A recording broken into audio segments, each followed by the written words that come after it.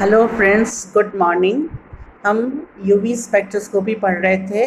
अब इसी में आगे एक बहुत ही इम्पॉर्टेंट नियम है, वुडवर्ड-फाइजर का नियम, जिसके द्वारा हम प्रतिस्थापी समूह के द्वारा कितना पैथोक्रोमिक प्रभाव हो रहा है इसे ज्ञात कर सकते हैं।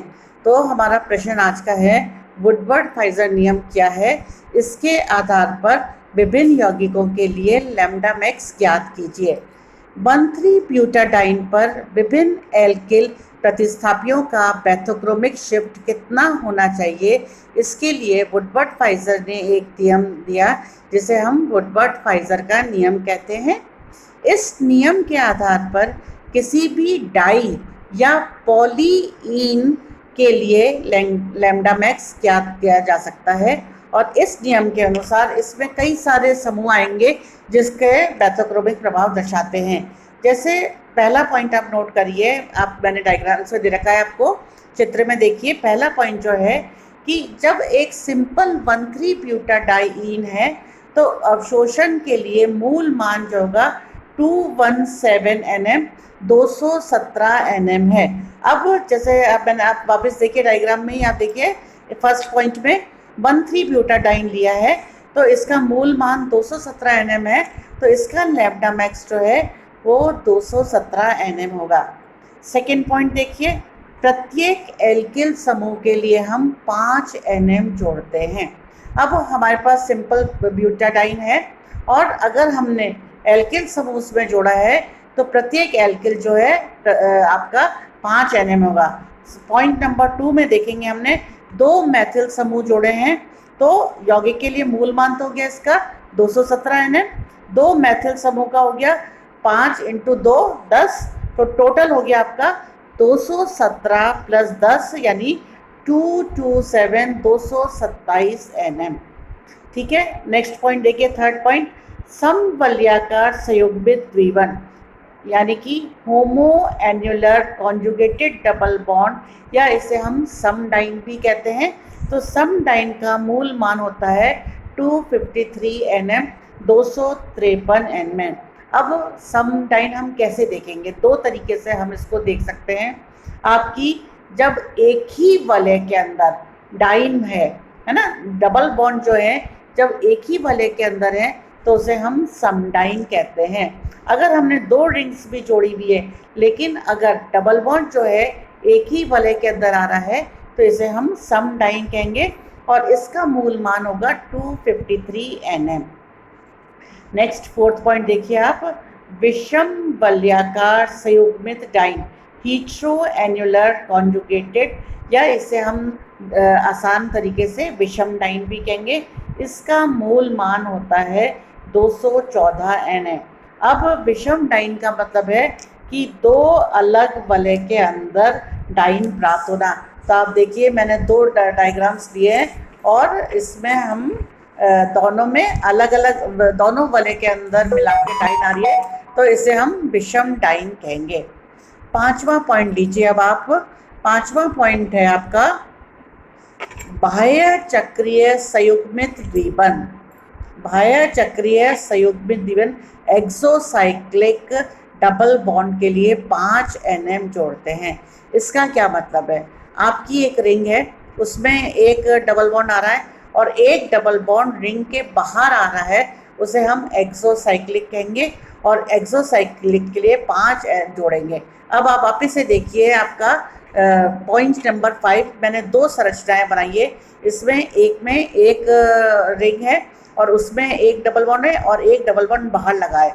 दूसरे स्ट्रक्चर में मैंने जिसमें ए और बी लिखा है, अच्छे से ध्यान से देखिए, 2 रिंग्स हैं और दोनों में डाइन आ रही है, कॉन्जुगेटेड। डाइन का मतलब ये नहीं कि डबल बॉन्ड कहीं भी लगाओ, आपके बिल्कुल double bond single bond double bond होना चाहिए, कॉन्जुगेशन बनना चाहिए। तो 2 अलग जब रिंग है और या विषम डाइन समझ लो, तो उसमें से एक रिंग का के लिए दूसरा वाला जो है वो एक्सोसाइक्लिक कहलाएगा और उसके लिए हम 5 nm जोड़ेंगे। नेक्स्ट 6th पॉइंट देखिए, संयुग्मन का विस्तार करने वाले द्विबंध के लिए 30 nm जोड़ते हैं। अब इसका क्या अर्थ है, बहुत ध्यान से समझिए आप। पॉइंट नंबर 6 में एक रिंग है उसमें आपका डाइन बन रही है। अब डाइन का जो है वो कॉन्जुगेशन में है। मैंने आपको अभी बताया संयुग्मन सिस्टम क्या होता है, एक डबल बॉन्ड, एक सिंगल बॉन्ड और दूसरा डबल बॉन्ड। जब डाइन एक रिंग में है और इसके कॉन्जुगेशन में तीसरी अगर डबल बॉन्ड आ रहा है, संयुग्मन में तीसरा द्विबंध आ रहा है, तो उसे हम द्विबंध विस्तार मानते हैं और इसके लिए हम 30 NM जोड़ते हैं।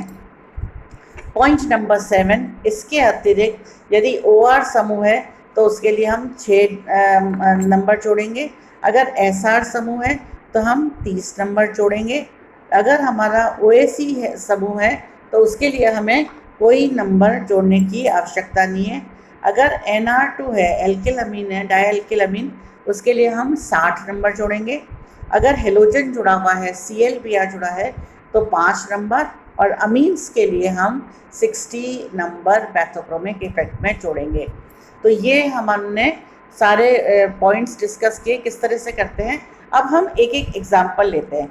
आप एग्जाम्पल नंबर 1 देखो। तो एग्जाम्पल नंबर 1 क्या है आपकी, जो डाइन है वो अचक्रीय है, वो चक्रीय नहीं है, क्योंकि डाइन जो है वो रिंग के बाहर आपकी प्राप्त हो रही है हमको।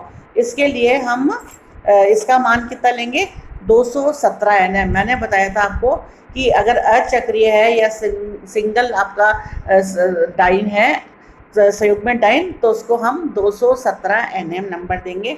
अब इसमें आप देखिए मैंने बता रखा है कि 2 एल्किल समूह हैं, है ना, 2 एल्किल समूह जुड़े हुए हैं, तो उसके हम 5-5 के हिसाब से 10 नंबर जोड़ेंगे। और दोनों एल्किल समूह के बाद एक बाह्य चक्रीय द्विबंध इसमें है, तो उसके लिए हम 5 NM जोड़ेंगे। बाह्य चक्रीय द्विबंध आप समझ ही गए कि रिंग के बाहर है। और 2 वलय अवशेष हैं, 2 वलय अवशेष मैंने आपके पॉइंट आउट किए हुए हैं, 1 और 2। तो 2 वलय अवशेष के 5-5 के हिसाब से 10 NM जोड़ते हैं, तो ये हो गया 242 NM। सेकेंड एग्जाम्पल देखिए आप। सेकेंड एग्जाम्पल में विषम डाइन है, 2 रिंग जो है वो एक सिंगल बॉन्ड से जुड़ी हुई है। तो विषम डाइन का मूल मान आपका कितना हो गया, 214 NM। और इसमें 4 वलय अवशेष है, कोई मैथिल समूह नहीं जुड़ा है, तो उसके हम कोई मार्क्स नहीं देंगे। 4 वलय अवशेष हैं, तो 5 × 4 20, तो टोटल हो गया आपका 214 और 20 234 NM। अब हम एग्जाम्पल नंबर 3 पे आते हैं। तीसरा एग्जाम्पल में आप देखेंगे कि ये समडाइन है। समडाइन में क्या हो गया आपका, एक ही रिंग के अंदर दोनों आपको डबल बॉन्ड्स मिल रहे हैं, तो समडाइन का मूल मान आ गया आपका 253 NM। ठीक है, वलय अवशेष मैंने 1 और 2 मार्क किए हुए हैं, तो ये 5 × 2 10 NM। इसमें 2 एल्किल समूह जो हैं वो डाइन से जुड़े हुए हैं, तो ये आपके हो गए 10 नंबर। और डाइन के बाद कॉन्जुगेशन में आप देखिए चित्र में द्विबंध विस्तार दिया हुआ है, तो 30 NM। तो टोटल कितने हो गए, 253 + 10 + 10 + 30 303 NM। तो संरचना नंबर जो 3 जो है उसका लैम्डा मैक्स जो है वो है अपना 303 NM। अब हम एग्जाम्पल नंबर 4 पे आएंगे। देखिए 3 स्ट्रक्चर्स बने हुए हैं, 3 रिंग बनी है। आपको कंफ्यूज नहीं होना है, आपको ये देखना है कि समडाइन है या विषम डाइन। एग्ज़ाम में आपको कंफ्यूज करने के लिए 4 रिंग, 6 रिंग, 2 रिंग कुछ भी आ सकती है, पर हमें तो ये चेक करना है कि हमारा जो एग्जाम्पल है वो समडाइन का है या विषम डाइन का। तो इसमें समडाइन है। रिंग नंबर B में देखिए आप, डबल बॉन्ड्स लगे हुए हैं 2, तो समडाइन का मूल मान आपका हो गया 253 NM। 4 वलय अवशेष हैं, मैंने मार्क किए हुए हैं 1 2 3 4, तो ये हो गए आपके 20 NM। 2 double bonds ring A के लिए और C के लिए एक्सोसाइक्लिक हो गए, क्योंकि हमारी जो डाइन है वो रिंग B में है, तो C के लिए भी एक्सोसाइक्लिक है और A के लिए भी एक्सोसाइक्लिक है, तो ये 10 NM हम जोड़ेंगे। और एक एल्किल समूह जो है B रिंग से जुड़ा हुआ है, तो उसके हो गए 5 NM, यानी 288 NM। मैंने आपको बताया प्रत्येक वलय अवशेष के लिए हम 5 NM जोड़ते हैं। वलय अवशेष वो होता है जो आपके द्विबंध से पास वाली जो लाइन आ रही है उसको हम वलय अवशेष कहते हैं। मैंने इस चित्र में बताया हुआ है। अब हमारा एग्जाम्पल नंबर 5 देखिए।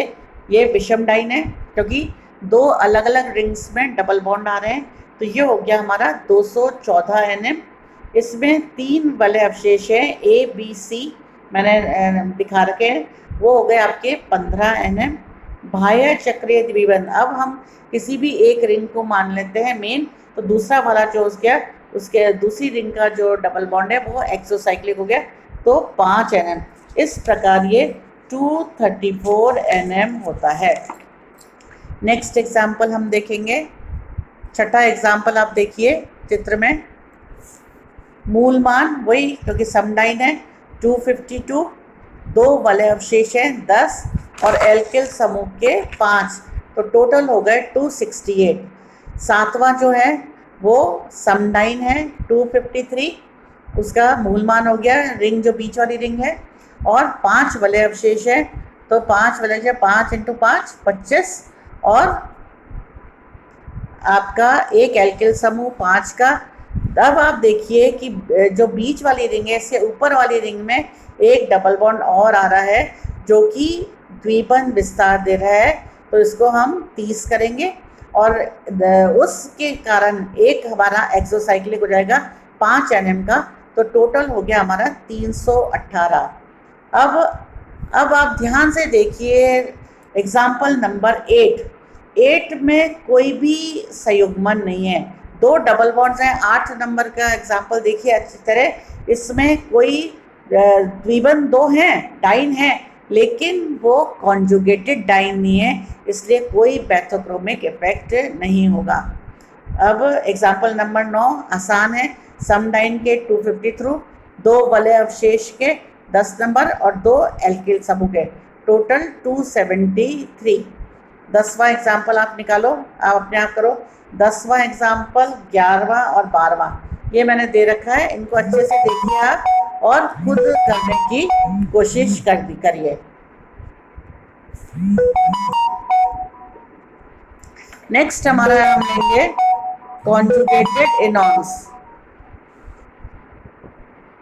आप 10, 11, 12 मैंने सॉल्व किया हुआ है, लेकिन आप इसको अपने आप करने की कोशिश करेंगे। नेक्स्ट लेंगे कॉन्जुगेटेड एनॉन्स। ये तो हमारे ईन्स थे, है ना, डबल बॉन्ड जो थे कॉन्जुगेशन में, हम उसके बैथोक्रोमिक इफेक्ट दिख रहे थे। अब अगर कीटोनिक समूह जुड़ा हो कॉन्जुगेशन में, तो उसका बैथोक्रोमिक प्रभाव क्या होगा। कॉन्जुगेटेड एनॉन्स, पहले तो आप देखिए कॉन्जुगेटेड एनॉन्स होते क्या हैं। कॉन्जुगेटेड एनॉन्स वह होते हैं जिनमें डबल बॉन्ड के कॉन्जुगेशन में द्विबंध के संयुग्मन में कीटोनिक समूह उपस्थित होता है। कार्बोनिल समूह में कार्बन व ऑक्सीजन के मध्य द्विबंध है अर्थात पाई बंध, तथा ऑक्सीजन परमाणु पर 2 एकाकी इलेक्ट्रॉन युग्म हैं अर्थात नॉन बॉन्डिंग इलेक्ट्रॉन्स या n इलेक्ट्रॉन्स हैं। अतः कार्बोनिल यौगिकों में 3 प्रकार के इलेक्ट्रॉनिक संक्रमण संभव हैं। तो हमारा पहला संक्रमण हो गया पाई टू पाई स्टार, ये 150 Nm पर होता है। N2 सिग्मा स्टार, ये 190 Nm पर होता है, और N2 पाई स्टार ये 300 Nm पर होता है। आप जानते हैं कार्बोनिल समूह जो है वो पोलर ग्रुप होता है, ध्रुवीय समूह होता है, क्योंकि कार्बन और ऑक्सीजन दोनों की विद्युत ऋणता में अंतर होता है। अतः इनका अवशोषण बैंड विलायक की प्रकृति से प्रभावित होता है। विलायक की ध्रुवता बढ़ने पर लैम्डा मैक्स के मान कम हो जाते हैं तथा ब्लू शिफ्ट प्रदर्शित होता है। इसका कारण है हाइड्रोजन बॉन्डिंग। हाइड्रोजन बॉन्डिंग के से क्या होता है, अंतर क्रिया होती है, जिससे कि आपका अंतर क्रिया होने के कारण क्या होता है, ऊर्जा बढ़ जाती है और लैम्डा मैक्स जो है वो कम हो जाता है। और मैंने आपको बताया था पिछले लेक्चर्स में कि जो निम्न ऊर्जा क्षेत्र होते हैं उसमें नीला रंग होता है, हिप्सोक्रोमिक प्रभाव होता है, या उसे हम ब्लू शिफ्ट भी कहते हैं। उदाहरण के लिए एसीटोन नॉन पोलर अध्रुवीय विलायक N-हेक्सेन में लैम्डा मैक्स 279 तथा ध्रुवीय विलायक जल में 264 Nm पर अवशोषण देता है। इसका कारण है कि जल में एसीटोन के अणु हाइड्रोजन बंध बना लेते हैं, जिससे क्या होता है, इस प्रकार कार्बोनिल यौगिक के ऑक्सीजन नाइट्रोजन इलेक्ट्रॉन मजबूती से बंध जाते हैं तथा उन्हें उत्तेजित करने के लिए अधिक ऊर्जा की आवश्यकता होती है। हम जानते हैं E is inversely proportional to lambda, तो अधिक ऊर्जा की आवश्यकता होगी तथा ये अवशोषण जो है वो कम तरंग दैर्ध्य में होगा। देखिए मैंने आप चित्र में देखिए मैंने हाइड्रोजन बंध बना रखा है, उससे आप और अच्छे से समझ सकते हैं। अब वुडवर्ड-फाइजर नियम जो है वो अल्फा बीटा असंतृप्त कार्बोनिल यौगिकों के लिए किस प्रकार कार्य करता है। कुछ पॉइंट्स हैं इसके। पहला पॉइंट, अल्फा बीटा असंतृप्त कीटोन का मूल मान जो है, चाहे वो चक्रीय है या अचक्रीय, 215 nm होता है। एग्जाम्पल देखिए मैंने लगाया, यदि अब इसमें मैंने एग्जाम्पल में आप देखेंगे सी के ऊपर X समूह लगाया है, डबल बॉन्ड O। यदि H है, केवल हाइड्रोजन परमाणु है, तो ये 207 nm जोड़ेंगे, और अगर ये हाइड्रोक्सी समूह या कोई और समूह होगा तो इसे हम 193 nm जोड़ेंगे। तीसरा पॉइंट देखिए, यदि द्विबंध तथा कार्बोनिल समूह 5 सदस्य वलय द्वारा जुड़े हों तो मूल मान 202 होगा, और फोर्थ, प्रत्येक एल्केल समूह जुड़ा हो या आपका वलय अवशेष हो तो हम अल्फा स्थिति पर 10 nm जोड़ते हैं।